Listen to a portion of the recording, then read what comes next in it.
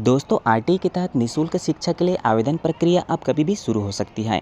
यदि आप अपने बच्चे को आरटीई के तहत निःशुल्क शिक्षा के लिए आप आवेदन करना चाह रहे हैं तो आपको उनके पूर्व कुछ डॉक्यूमेंट्स आपको लगते हैं, जिन डॉक्यूमेंट्स को आपको पहले से ही तैयार करके रखना होता है।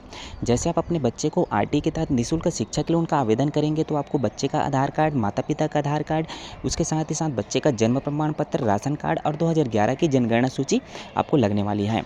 उसके साथ ही साथ आप जनगणना सूची आप अपने पंचायत से जाकर के वहाँ से आप निकाल पाएंगे। यदि आपके पास जनगणना सूची नहीं होगा तो राशन कार्ड के माध्यम से भी आप अपने बच्चे का आवेदन आप कर पाएंगे। साथ ही साथ जिन बच्चों का पूरा डॉक्यूमेंट्स कंप्लीट रहता है उन्हीं बच्चों का आरटीई के तहत निःशुल्क शिक्षा के लिए चयन होता है। साथ ही जिन बच्चों का आरटीई के तहत निःशुल्क शिक्षा के लिए चयन होता है ऐसे बच्चे निःशुल्क में पढ़ाई करते हैं जहाँ तक कि उस स्कूल में कक्षाएं रहती हैं। तो यदि आप चाह रहे हैं इस सत्र अपने बच्चे को आरटीई के तहत एडमिशन दिलवाने के लिए तो ज़रूर से आप डॉक्यूमेंट को अपना तैयार करके रखें, कारण कि कभी भी आरटीई के तहत निःशुल्क शिक्षा के लिए आवेदन प्रक्रिया शुरू हो सकती है।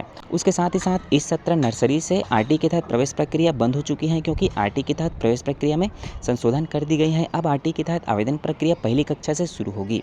उसके साथ ही साथ सरकार के माध्यम से जो भी नियम व शर्तें रखी जाएगी आरटीई के तहत आवेदन प्रक्रिया के लिए पहली कक्षा के लिए एडमिशन के लिए, तो उसी के आधार पर ही आरटीई के तहत आवेदन प्रक्रिया शुरू होगी।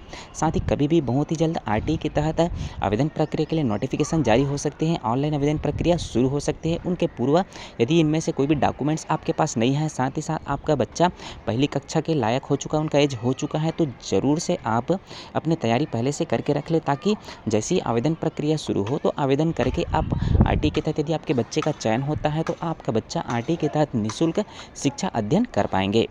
तो दोस्तों आगे नई नई अपडेट, नई नई जानकारियाँ पाने के लिए आप हमारे चैनल को ज़रूर से सब्सक्राइब कर दें, ताकि प्रत्येक नई अपडेट आपको लगातार मिलती रहे।